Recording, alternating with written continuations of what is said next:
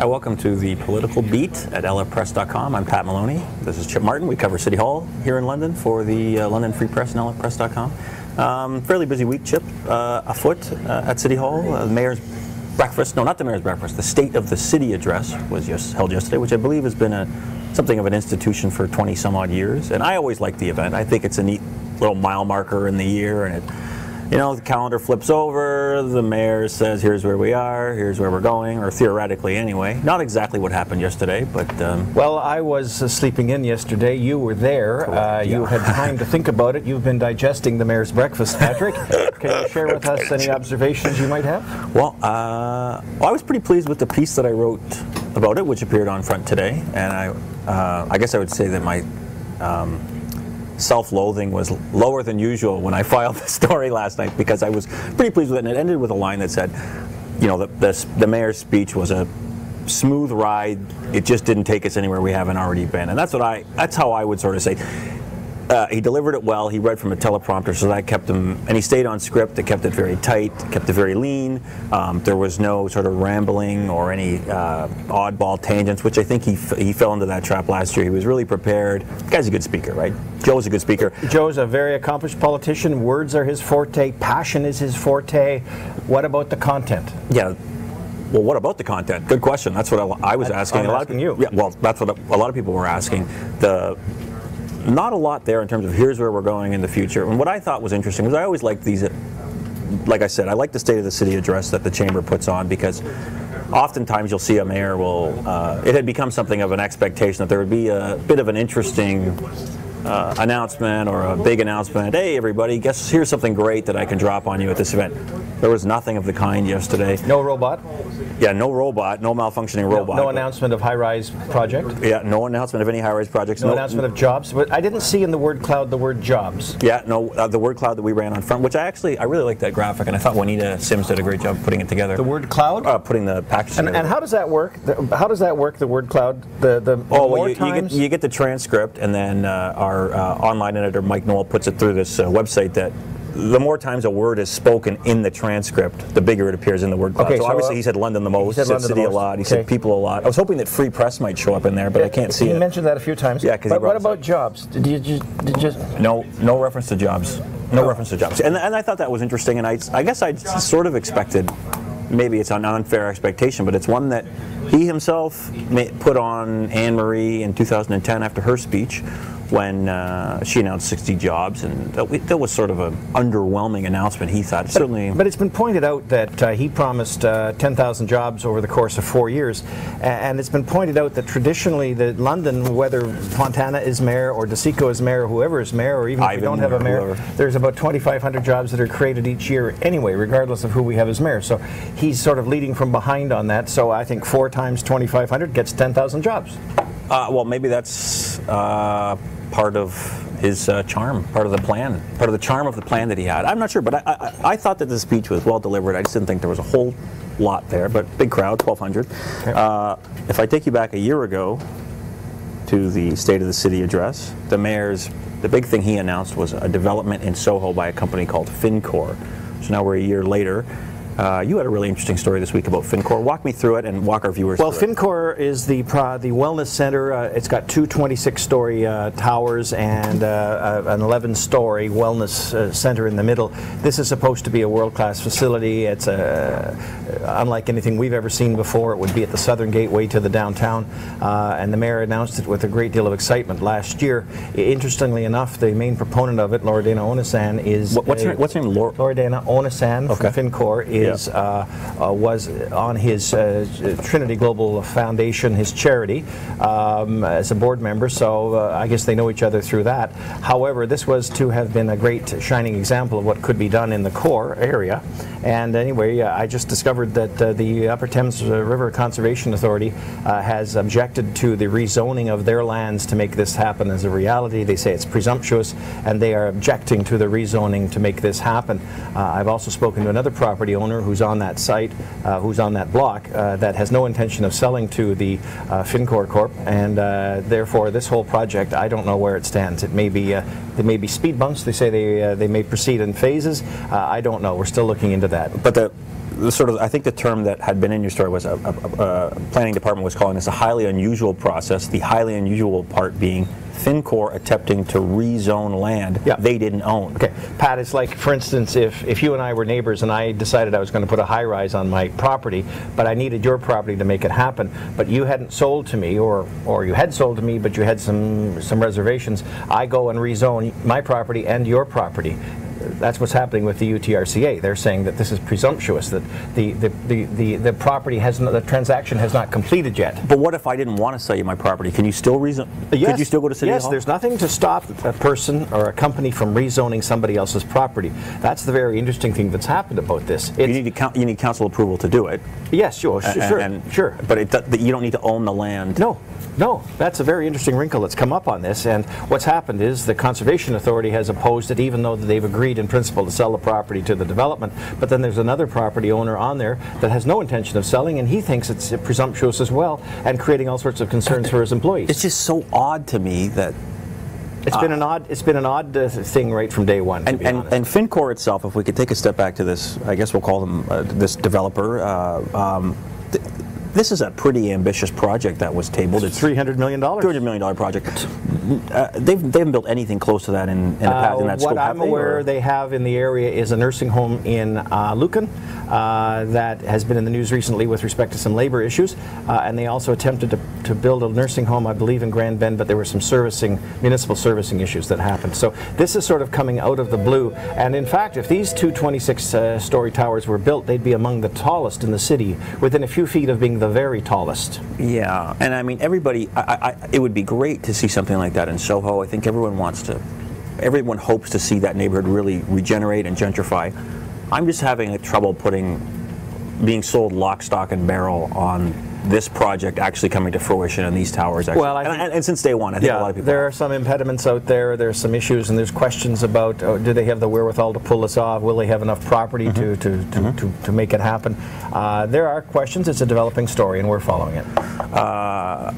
You were kind enough to cover the committee meetings this week, which was very excellent of you, very magnanimous and charitable. Just trying to help you out, Pat. I appreciate my chief. I can't thank you enough. But the one thing that came up that was really interesting were the appeals filed to the Southwest Area Plan. 19 appellants have appealed to the Ontario Municipal Board, which is the provincial body that basically adjudicates land use decisions in the province. So it's a quasi-judicial board, and 19 is a lot.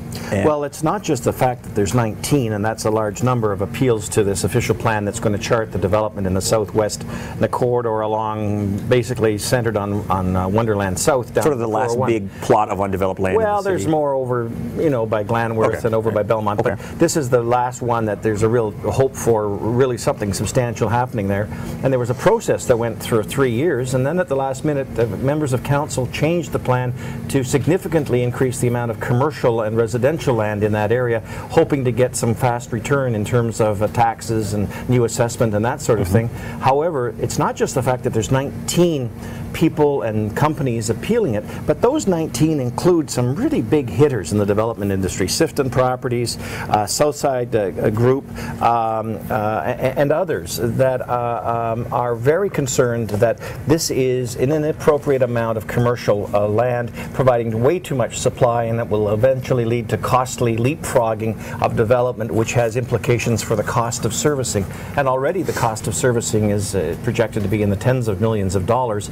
And it's going to cost an awful lot of money in order to develop that area. So bottom line is, these appeals, there's no date set for the appeal before the Ontario Municipal Board, but it's basically pitting some traditional developers who have played by the rule, the 3-year planning process, and against the city and some other developers who have benefited from this.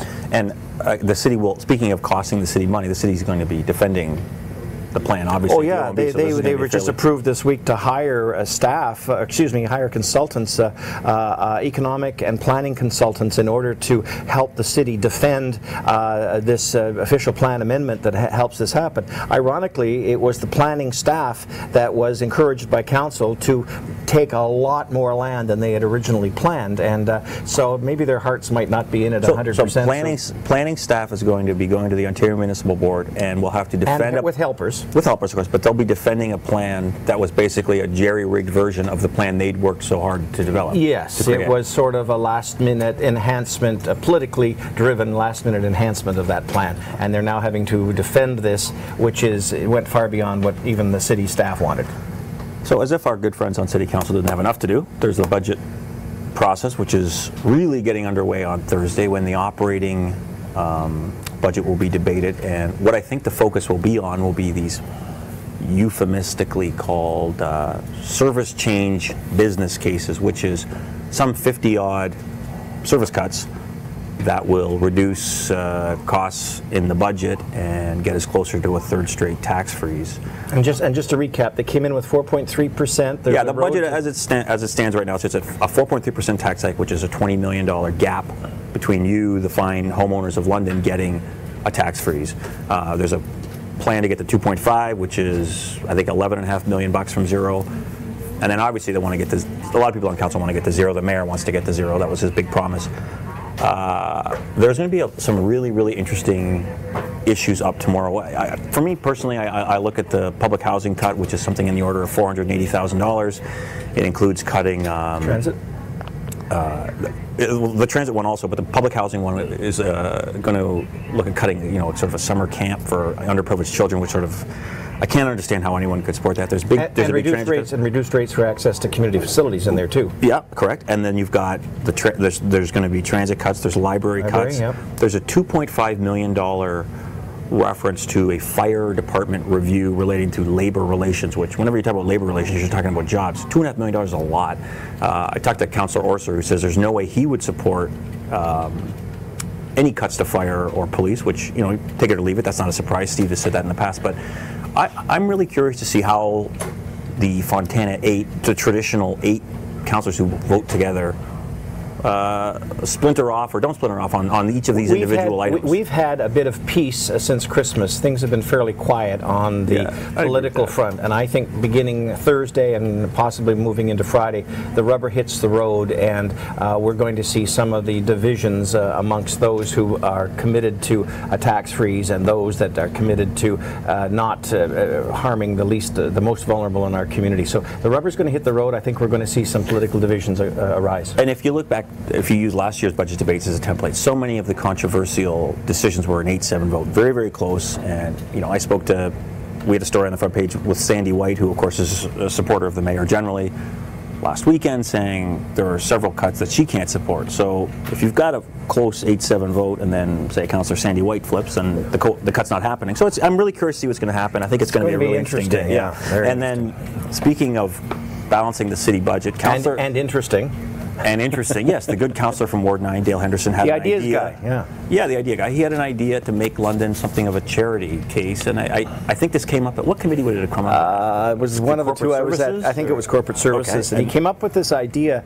He says, because he's committed to a 0% tax freeze, he's part of the Fontana 8, as they call it, and he says that they've been getting a lot of calls, members of council, including himself, have been getting a lot of calls from people worried about the impact of a 0% on libraries and just the things we talked about here, and he's basically come up with what I guess he sees as a win-win situation. He says we can still get to zero, and if anyone's upset with that, they can take the money that they feel it should be going in, and they can make charitable donations to the city, and they can earmark it for food to feed people that are having difficulty making that classic municipal responsibility. Yeah, classic, food. yes, and affordable housing.